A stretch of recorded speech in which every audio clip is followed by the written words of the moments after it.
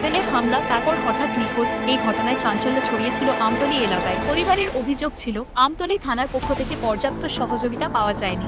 নিলয় শাস্তি চাই, দেবাশিসের শাস্তি চাই। তারপরে এমএলএ এর বাড়িতে গেলাম, ধাক্কাইতে ধাক্কাইতে দরজা খুলতে না। তাই তারা পুলিশ সুপারের দ্বারস্থ হন।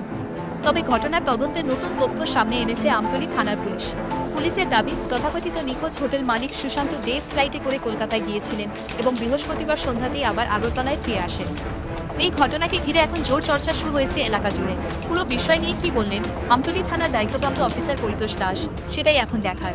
পরবর্তী সময়ে আমাদের কাছে একটা রিটেন কমপ্লেন আসে যে তাদের সুশান্ত দেবকে মারধর করেছে এবং তার দোকান ভাঙচুর করেছে, হোটেল ভাঙচুর করেছে। এই বিষয়ে আমরা একটা সুনির্দিষ্ট মামলা নিয়েছি নিলয় সিং সহ তাদের বিরুদ্ধে। ইনভেস্টিগেশন শুরুতে তার মোবাইল নাম্বার যেগুলি ছিল এগুলি থেকে আমরা এসডিআর, সিডিআর এবং এলপিএস কালেক্ট করি এবং আজকে সকালে আমরা সিসিটিভি যে স্মার্ট সিটির যে সিসিটিভি আছে এগুলি আমরা অ্যানালাইসিস করে আমরা দেখতে পাই আফানিয়াতে 4:46 সে তার নিজ স্কুটি নিয়ে আফানিয়া থেকে শুরু করে ওএনজিসি হয়ে ব্যাংক সমনি হয়ে সিদ্ধি আশ্রম, বাজারঘাট, কলেজ সমনি হয়ে সে কেট সমনি হয়ে সুদা এয়ারপোর্টে চলে যায় সন্ধ্যা অনুমান 5:41। তারপর আমরা এয়ারপোর্টে আমরা অথরিটির সঙ্গে কথা বলে জানতে পারি যে আজ সকাল 8:30টার সময় সে ইন্ডিগো ফ্লাইট 67419 ইন্ডিগো ফ্লাইটে সে কলকাতায় গিয়েছে। তারপর আমরা অনেক ইনভেস্টিগেশন করি এবং তার আর কোনো নাম্বার পাইনি। তার কাছ থেকে যে নাম্বারটি পেয়েছি তার এসডিআর, সিডিআরও আমরা কালেক্ট করেছি এবং তার যে স্কুটির নাম্বারটা এটাও আমরা এস্টাবলিশ করতে পেরেছি, TR01AB4794। এই নাম্বার স্কুটি দিয়ে সে বাড়ি থেকে গিয়েছিল এবং আজকে সন্ধ্যা 6:10 সে কলকাতা থেকে আবার আগরতলা ফিরে আসে ফ্লাইট নাম্বার 60485। এই ফ্লাইটে সে বাড়িতে চলে আসে। এখন আমাদের তদন্ত চলছে এই বিষয়ে।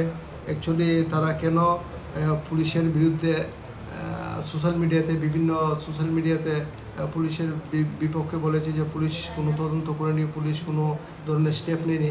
অ্যাকচুয়ালি ঘটনার পর থেকে আমাদের কাছে লিগ্যাল যা অ্যাকশন নেওয়ার আমরা সবগুলি নিচ্ছি। এ ধরনের কোনো লেখনা আমাদের তরফ থেকে নেই। কলকাতা কোথায় গিয়েছিল কি জিজ্ঞাসাবাদ করে পাওয়া গেছে? আমরা জিজ্ঞাসাবাদ করেছি কিন্তু সে মুখ খুলতে নারাজ। আমার অফিসার গিয়ে তাকে জিজ্ঞাসাবাদ করলো কেন সে প্রথম সে ডিনাই করে যায়নি কলকাতা। হ্যাঁ, যখন আমরা বললাম যে ফ্লাইট নাম্বারটি বলেছি তখন সে স্বীকার করে কলকাতা গেছে। কিন্তু কী ব্যাপারে গেছে, যেহেতু কলকাতা আজকে একটা বড় প্রোগ্রামও ছিল, সেখানে কি গিয়েছে কি কিছু হতে পারে। এটা তো সে কোনো আমাদের কাছে ডিসক্লোজ কিছু করিনি। এখন এই বিষয়টা আমাদের ইনভেস্টিগেশন চলছে। আমরা আর একটা নাম্বারও পেয়েছি, ওই নাম্বারে এসডিআর, সিডিআর আনলে আমরা এটা ক্লিয়ার হয়ে যাব যে সে লাস্ট এক্সাক্ট লোকেশনটা আমরা পেয়ে যাব। এই যে ওর পরিবার পুলিশের বিরুদ্ধে অনেক কথা বলেছে, পুলিশ কোনো কাজ করছে না, অভিযোগ এসপির সামনে গিয়ে, সেই বিষয়ে কি পুলিশ কোনো তাদের বিরুদ্ধে অ্যাকশন বা কিছু? পুলিশ কাজ করছে না এই কথাটা বললে ভুল হবে। যখনই আমাদের কাছে ইনফরমেশন আসার পর থেকে আমরা কিন্তু তার তদন্ত শুরু করে দিয়েছি এবং তদন্ত শুরু করেই আমরা তো এগুলি জানতে পেরেছি যে সে কলকাতায় গিয়েছে এবং কলকাতা থেকে আবার রিটার্ন এসেছে। পুলিশ তদন্ত না করলে এই বিষয়টি জানতে পারার কথা ছিল না। তো সে যে একটা এরকম কাজ করলো বাড়িতে না বলে চলে এবং ওর পরিবার পুলিশের বিরুদ্ধে যে এই ধরনের অভিযোগগুলো আনলো, সেই বিষয়ে পুলিশ কি করবে? আমাদের এই বিষয়টা তদন্ত করছি। যদি তাদের বিরুদ্ধে যদি এই ধরনের কোনো আসে আমরা আইন অনুযায়ী তাদের বিরুদ্ধে ব্যবস্থা নেব। এখন সুশান্ত দেব কীরকম আছে, কোথায় আছে? বাড়িতে আছে এখন সে তার নিজ বাড়িতেই আছে।